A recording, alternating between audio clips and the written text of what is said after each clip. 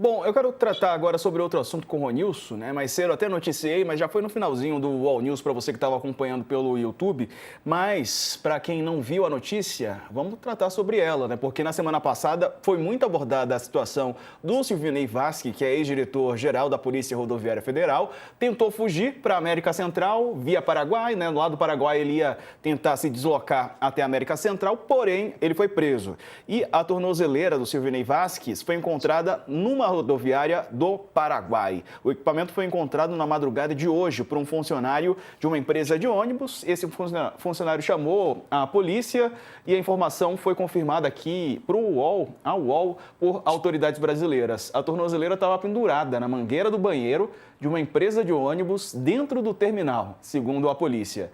A informação foi confirmada pelo subcomissário da polícia, Fernando Venezuela, ao canal paraguaio ABC. A polícia ainda não sabe quando o equipamento foi deixado no banheiro, mas as imagens de câmeras de segurança vão ser analisadas para investigar quem abandonou a tornozeleira, que foi entregue ao Comando Tripartite, que é um sistema de cooperação policial do Brasil, Argentina, Paraguai e vai passar por análise. Lembrando que o Silvinei Vasques, ele foi condenado a 24 anos e 6 meses de prisão no contexto do julgamento do Núcleo 2 da trama golpista. Ainda faltam alguns recursos, né? Há possibilidade de alguns recursos, por isso ele não tinha começado a cumprir a pena a qual ele foi condenado. O Ronilson, parece bem os Trapalhões, né? Ou aquele Loucademia de Polícia, né? Essas histórias sobre tentativas de fugas. Algumas deram certo, né? O próprio deputado, né? Qual é o nome dele mesmo? Agora eu me esqueci, gente. Do deputado que fugiu para os Estados Unidos. Ramagem, obrigado. E o Silvinei, a história chega a ser cômica, né? Que ele tentou fugir e a tornozeleira foi preso no Paraguai. O ex-diretor da PRF. Agora a tornozeleira encontrada. Ronilson, boa tarde para você. Boa tarde, Diego, novamente aqui junto. Boa tarde, Sakamoto. Bom, mas tudo desse grupo transita entre o cômico e o trágico, né? Eu acho que tem um pouquinho de Trapalhões, tem um pouquinho de episódios de filmes do Jerry Lewis, do comediante. Eu acho que é trágico no sentido do prejuízo que eles causaram ao país, o problema no qual eles mergulharam o país. E é cômico que são episódios que realmente são características muito cômicas, né? Acho que vai desde da tentativa de romper uma tornozeleira eletrônica com uma solda, mas acho que não só isso, acho que bem antes, né? Tirar foto de um objeto e fotografar o próprio reflexo no objeto, deixando ali uma prova contundente para sua captura ou sua intimação.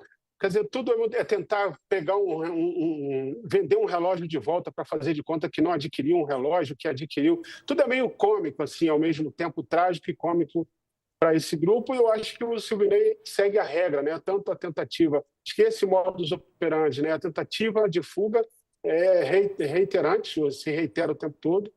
E essas formas esdrúxulas, né? De se distanciar da justiça ou de despistar a justiça das maneiras mais estapafúrdias possível. E eu acho que o Silvinei segue a regra com esse desaparecimento de uma tornozeleira que vai aparecer. Todo episódio é estranho, né? Vai aparecer numa rodoviária no Paraguai. Cadê? Não, obviamente, menosprezando o Paraguai, mas acho que até essa coisa mítica que o Paraguai tem para o imaginário brasileiro, né? Por causa das compras de mercadorias, as chamadas muambas, esse imaginário que o Paraguai tem no imaginário brasileiro, é exatamente no Paraguai por onde o Silvinei vai escolher passar, deixar a tornozeleira numa rodoviária, não é no aeroporto, não é no hotel, deixa numa rodoviária, entendeu? Por pouco não deixa num ponto de ônibus. Então é tudo muito, ao mesmo tempo, muito cômico e muito trágico, porque é tudo muito sério, porque afinal de contas a gente está falando de um ex-diretor da Polícia Rodoviária Federal, fazendo uma trajetória rumo a um país que hoje é uma referência global em termos de violação de direitos humanos para uns ou de um certo farol para a extrema-direita para outros. Então, tudo ao mesmo tempo está ali trágico e cômico, né? O destino dele seria El Salvador, né? E aí, Sakamoto foi interceptado antes de chegar lá, né, no Paraguai, e nessas circunstâncias aí que o Ronilson está analisando Agora, Sakamoto, Silvinei, é curioso a gente colocar, né, que essas pessoas que estão nessas posições e enfrentando essas situações tragicômicas, elas estavam em postos bem estratégicos no governo passado. Como diria o clássico de João Carreiro, né? Eu não sei se vou para o aeroporto ou vou para a rodoviária, telefone já está fora de área, a minha vida já perdeu o rumo, né? Então, olha, eu voto com o Silvinei, né? O Brasil virou um pornô chanchada de baixa qualidade, de baixo orçamento, né? O problema golpista não é só um problema ético, também é um problema estético, né? São duas crises sobrepostas, né? E a gente, infelizmente, não tem nem o suficiente para poder ter um House of Cards ou uma série de TV de boa qualidade. Porque se você for poder, se alguém for gravar isso aí, ou no futuro o pessoal vai falar, porra, mas que roteiro lixo do cacete, porque não bate, não fecha, é muito doido, né? Eu escrevi na sexta-feira, tão logo o Silvinei passou aquela vergonha no aeroporto de Assunção, eu escrevi que o Silvinei tinha sido tigrão com os eleitores pobres do Nordeste ao impor aqueles bloqueios, né, via Polícia Rodoviária Federal, que era a instituição, a nobre instituição que ele coordenava, usou a Polícia Rodoviária Federal como polícia política de Jair Bolsonaro, dificultou os eleitores pobres de áreas em que o Lula tinha sido bem votado no primeiro turno saírem para votar. E aí, foi lá, Tigrão, vai lá, bota lá, faz isso, faz aquilo, né, etc e tal. Depois que bateu que a condenação, né, dele como parte do núcleo, de um dos núcleos cruciais da trama golpista, Cabra se pirulitou naquele esquema que eu e o Ronilson estamos falando. Fez passaporte falso, fez uma carta com um laudo falso dizendo que estava com glioblastoma. Isso é sério, velho. É um dos cânceres mais sérios de cérebro. Mata em pouquíssimo tempo. Que ele ia se tratar em El Salvador, né? O governo de extrema-direita, diga-se de passagem, dificilmente ia ser deportado, que não falava e não entendia nenhuma língua, exatamente porque abrisse a boca ninguém, o pessoal ia perceber que ele não era espanhol, né? Faltou, ou seja, umas aulas de espanhol aí para o ex-diretor da Polícia Rodoviária Federal, botou o cachorro no carro e dirigiu para lá, e depois acabou deixando a tornozeleira na rodoviária. Vai que ele foi se aliviar e aproveitou, também se aliviou, né, do bracelete da lei.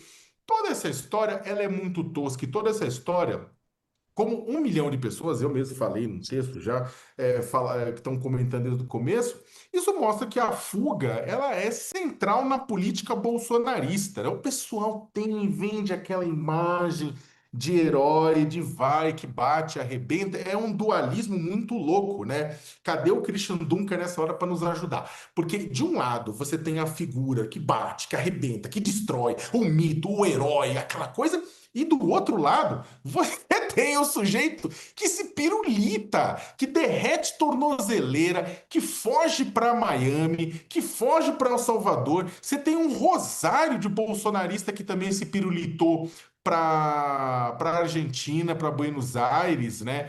Então é isso, uma dualidade que o bolsonarismo não acha que é um problema. O resto da sociedade brasileira fica só olhando. De qualquer forma, fica a dica, o Diego, tem 2 pontos importantíssimos. Primeiro, o Estado brasileiro deve explicações melhores de como é que pessoas que estavam condenadas esperando cumprimento de sentença saíram tão fácil do país. Segundo, isso mostra que as fronteiras brasileiras são peneira. Sai golpista, entra droga e entra arma. E o pessoal não tá nem aí, sabe? Tipo, é claro, Polícia Federal tenta controlar a fronteira, toma pau, toma tentativa no Congresso de diminuir o orçamento, é atacada aqui e ali, né? Forças Armadas não têm estrutura muitas vezes para poder aquilo, ou seja, é um projeto político, aquela fronteira porosa é um projeto político. Acontece só que é muito louco, esse projeto político que reduz o tamanho do Estado, ajuda, como eu falei, entra arma, entra droga, sai golpista quando quer.